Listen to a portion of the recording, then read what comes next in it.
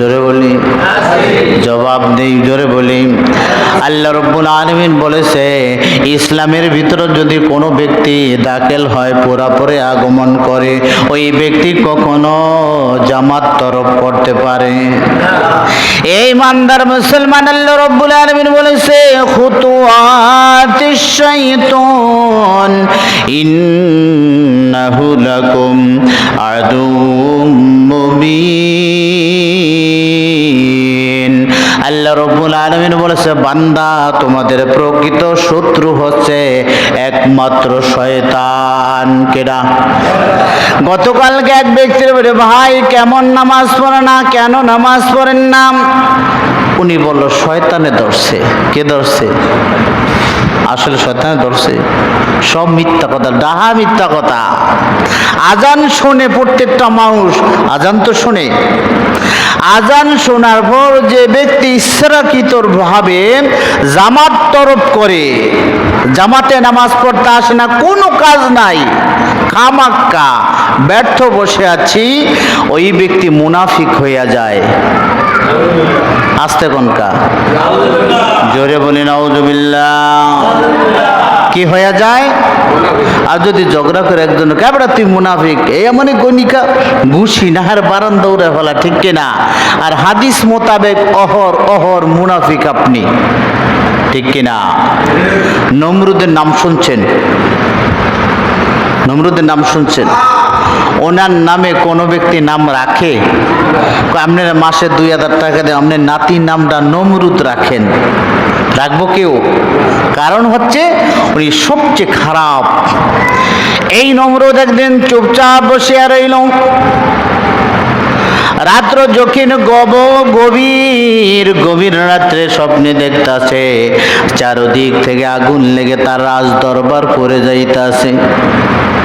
একজন গণক ঠাকুর জ্যোতিষী, এই জ্যোতিষীকে বলে, ও জ্যোতিষী তাড়াতাড়ি এদিকে আসো, আমার রাজ দরবারে বসো, বসিয়া গণনা করে দেখো আমার রাজ দরবারে আগুন লেগেছে, এটার কারণ কি? সংবাদটা খারাপটা ভালো? সংবাদ খারাপ হইয়া গেল। নরমুদ্রকে বলতেছে, জ্যোতিষী হে রাজা নন্দন, কই কি আপনার এই রাজ্যের ভিতরে এমন এক বান্দা আসবে, ওই বান্দা আপনার জন্য আপনার সাথে অরহর সকাল সন্ধ্যা সারাদিন আপনার সাথে যুদ্ধ করবে। কি এমন কথা? আমার রাজদরবারে একজন মানুষ হবে, সেটা আবার আমার সাথে যুদ্ধ করবে? এটা কখনো সহ্য করা যায় না। বাদশাহ নন্দন বলতেছে, উজিররা দিকে আসো।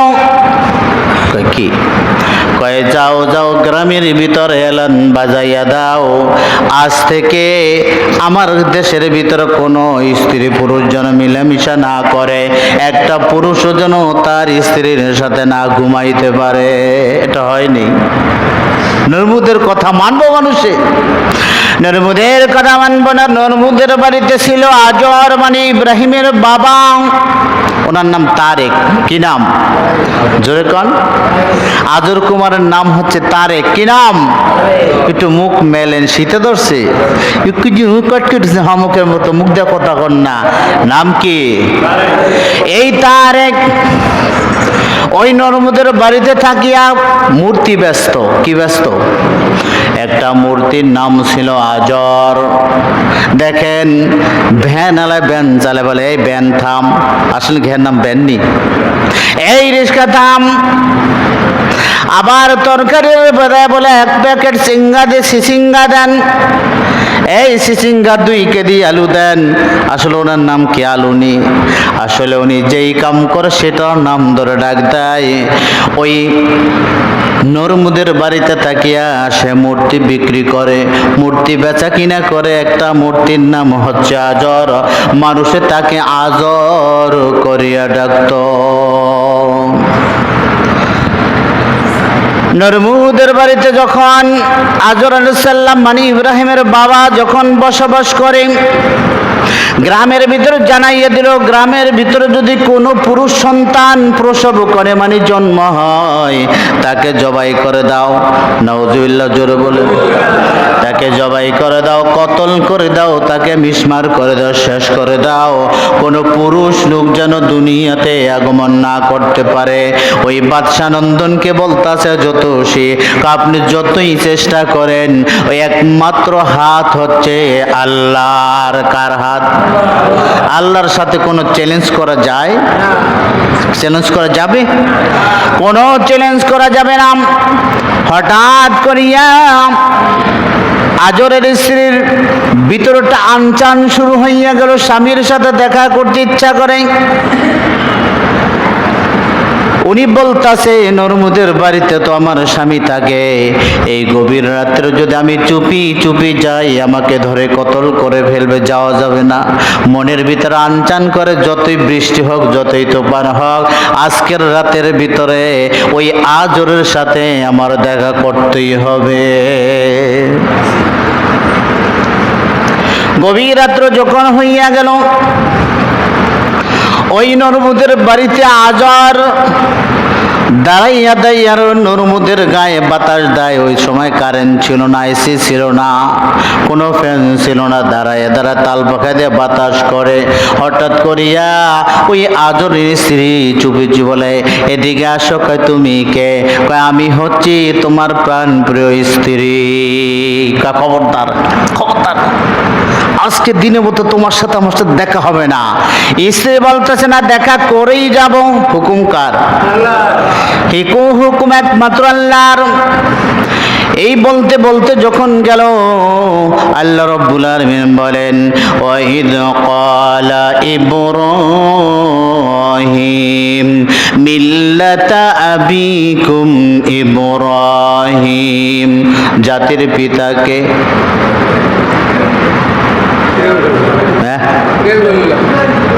শেখ মুজিব। আসতে কোনটা সুর সুর নাকি? আমাদের জাতির পিতাকে, জাতির পিতা ইব্রাহিম আলাইহিস সালাম। যখন ইব্রাহিম আলাইহিস সালাম হবে, ওই হওয়ার জন্য, তার মার সাথে দেখা করার জন্য, বাবার সাথে দেখা করার জন্য পাঠাইছে কে? কিসে? ইব্রাহিম আলাইহিস সালামের আজকে ভূমিষ্ঠ হবে। গভীর রাত্রে ওই জ্যোতিষী বাদশার কাছে যাইয়া বলে, নরমুদের কাছে যাইয়া বলে, নরমুদ, হে রাজা সাহেব, কয় কি?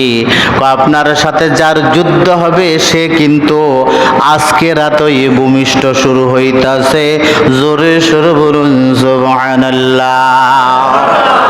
কি কয়? দেশের ভিতরে কোন পুরুষ লোক রাখতেছি না, পেট ফারে মহিলাদেরকে বাচ্চা নষ্ট করে দিচ্ছি, আবার কে আসবে? এমন কথা। হুকুমটা কার? আল্লাহ রাব্বুল আলামিন বলার পর বলতাছে, ঠিক আছে, বড় হইতাছে, বড় হইতাছে। দেখবেন হাদিসে প্রমাণ করে, যখন মহিলাদের পেইন হয়, বাচ্চা হবে, তখন পেটটাই উঁচু উঁচু দেখা যায়। ওই আজর আলাইহিস সালামের স্ত্রীর পেট কোনো উঁচা দেখা যায় না। এই হুকুম ডাকার।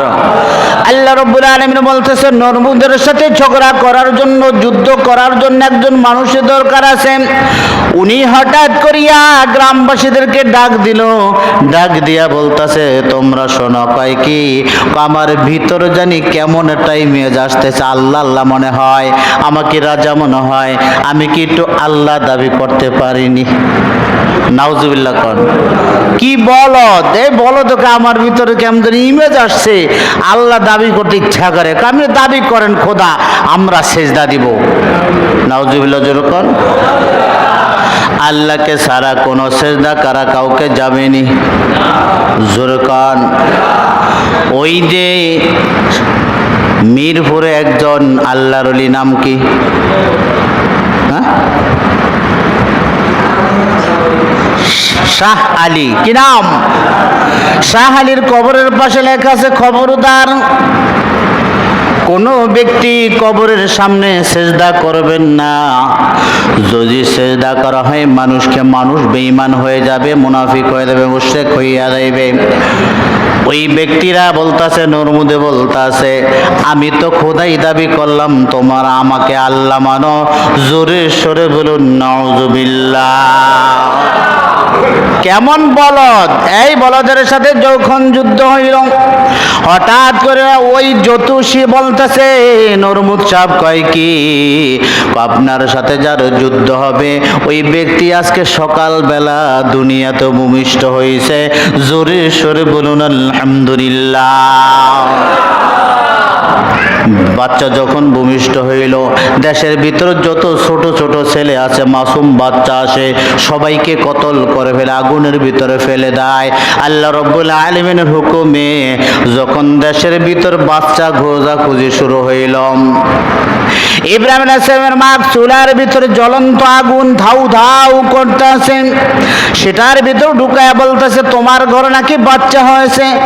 মিথ্যা কথা বলতে চায়, এই জন্য কোন সময় মিথ্যা কথা বলা জায়েজ আছে, অর্থাৎ এক সময় যেখানে ঈমান বাঁচবে। কি বাঁচবে? আবার কেন হুজুর তো মিথ্যা কথা কইছে? না না, ইব্রাহিম আলাইহিস সালামের মা বলতেছে, আমার ঘরে কোনো সন্তান নাই। কয় ওই মা পাশের বাড়ি বলছে, তোমার তো সন্তান হয়েছে কোথায়? কয় ঘরে খুঁজিয়া দেখেন, চৌকির নিচে, খাটের নিচে, ফ্রিজের ভিতরে, আলমারির ভিতরে, সব জায়গায় করতেছে, এক জায়গায় পায় না। ওই গ্রামবাসীরা বলতেছে, নরমুদ সাহেব, এই বাড়িতে তো কোনো সন্তানের কিছুই আলাপ পাওয়া যায় না। ইব্রাহিম আলাইহিস সালামের মা যখন নরমুদের দল চলে গেল, যাওয়ার পর ওই জঙ্গল, ওই চুলার ভিতর থেকে নিয়ে কোলের ভিতরে রইল। আল্লাহ রাব্বুল আলামিন বলতেছে, হে আগুন, আজকে তুমি জাতির ভিতরে ইব্রাহিম আলাইহিস সালামের জন্য ঠান্ডা হইয়া যাও। একটা যদি মিষ্টি আলু চুলার ভিতর দেওয়া হয়, কি হয়ে যায়? এই পিস ওই পিস পুরিয়া ছাই হয়ে যায়। আর সে মাচুম বাচ্চা একটা পশমও পরে নাই, শুইলে পিঠের ভিতরে একটা কয়লার দাগও তো পড়তো, একটা দাগও পরে নাই। হুকুম ছিল কার? বাঁচাইছে কে? আল্লাহ রাব্বুল আলামিন সুন্দর বাচ্চা এলো। বাঁচানোর পর যখন বড় হইল, আস্তে আস্তে বড় হয়, ওই পাহাড়ের গুহায় রেখে দিল, পাহাড়ের চূড়ায় রেখে দিল। বলতাছে, বাবা তুমি এখানে থাকবা, এখান থেকে তুমি যাইবা না। ওই মাসুম বাচ্চা বলতাছে, মা আপনি যদি চলে যান, আমার জন্য কে আছে? তোমার জন্য একমাত্র তোমার রব আল্লাহ আছে। আমাদের রবের নাম কি? আস্তে কোন কা ভোট হবাই গেছে, আমাদের প্রভুর নাম কি? এই আমাদের রিজিক দাতা একমাত্র আল্লাহ রাব্বুল আলামিন। আল্লাহু খায়রুর রাযিকিন। আমাদের রিজিক দাতাকে, আমাদের পালনওয়ালাকে একমাত্র আল্লাহ। আমরা কিন্তু বর্তমান আরেকজনকে আমরা রিজিক দাতা মানি। কয় বর্তমান সরকার যদি আমাদের চাল না দিত আমরা মরিয়া যাইতাম। কয় কিনা? কয় রিজিকের মালিক কে? ওই তারেক রহমানের রিজিকের মালিক কে? সবার মালিক একজন, সে কে? আমাদের রিজিক দাতা একমাত্র আল্লাহ দেয়। আল্লাহ বলেছে ওর মাধ্যমে তোমাকে আমি রিজিক দেব, ঠিক কিনা? এক আল্লাহর না খাইয়া 3 দিন অথবা 7 দিন, হাদিসে প্রমাণ করেন। পথ দিয়া এক আল্লাহর ওলি যাইতেছে, বলে ভাই তুমি কে? কয় আমি ওই মক্কার দেশে যাইতেছিলাম, যাওয়ার পর জাহাজ নষ্ট হয়ে গেছে, সবাই চলে গেছে, আমি কিন্তু রাস্তা খুঁজিয়া পাই নাই। কয় তুমি এখানে কি করো? কয় আমি 1 নয় 2 নয় 7 দিন 7 রাত পর্যন্ত অনাহারি, কোনো খাবার পাই নাই। ওই প্রতীক বলতেছে খাবার নাও। কয় না না, তোমার খাবারের দরকার নাই। কয় কেন? আমি এখানে যখন বসে বসে আল্লাহর নামগুলো জপতেছি, আল্লাহর নামগুলো বলতেছি, তাসবিহ তাহলিল করতেছি, নামাজ পড়তেছি, আল্লাহ রাব্বুল আলামিন পাখির মাধ্যমে আমাকে আমার খাবারের ব্যবস্থা করে দিয়েছে। জোরে সরে বলুন সুবহানাল্লাহ। বাংলাদেশের মাটি নাই, ওই মক্কার থেকে বিভিন্ন ফল ফুল, বিভিন্ন ফল এসে আল্লাহর বান্দা যখন ঘুমাইয়া যায় তার ঠোঁটের উপর রেখে যায়, ঘুম থেকে জাগিয়ে ফলগুলো খায়, পেটটা ভরে যায়। ওই ব্যক্তির রিজিক দাতা কে? পাখির নামও তো কইতে পারতো। কে খাওয়াইছে? পাখি খাওয়াই দিছে না? পাখি বিভিন্ন গাছ থেকে বিভিন্ন জেলা থেকে ফল আইনা ওর মুখে খাইয়ে দিয়েছে। এই রিজিকের মালিক কে? ওই পাখিরে হুকুম দিছে কে? খবরদার বললেন না যে আমাগরে খাওয়ায় বর্তমান সরকার। এই 20 কেজি চাউল দিলে আমরা বাঁচতাম না, এ কয় না অনেকে ভাই, আসলে ভুল।